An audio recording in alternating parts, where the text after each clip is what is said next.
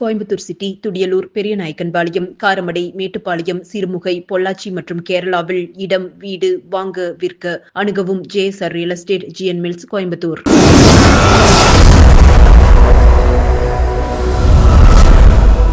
வணக்கம்.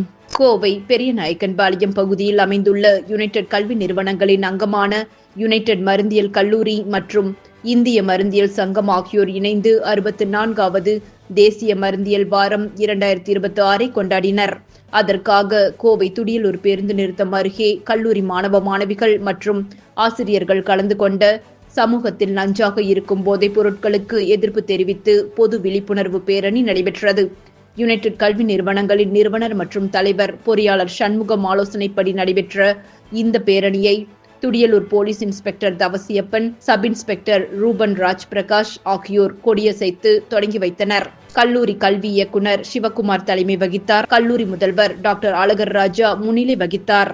இந்த பேரணியானது துடியலூர் பேருந்து நிறுத்தம் அருகே தொடங்கி விஸ்வநாதபுரம் ஆஞ்சநேயர் கோவில் வரை சென்றது.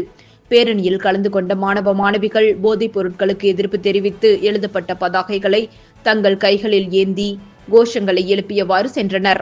முன்னதாக பேரணி தொடங்குவதற்கு முன் ஆசிரியர்களும் மாணவர்களும் உறுதிமொழி எடுத்துக்கொண்டனர். இந்த பேரணியில் 40க்கும் மேற்பட்ட ஆசிரியர்கள், சுமார் 700க்கும் மேற்பட்ட மாணவ மாணவிகள் திரளாக கலந்து கொண்டனர். நன்றி.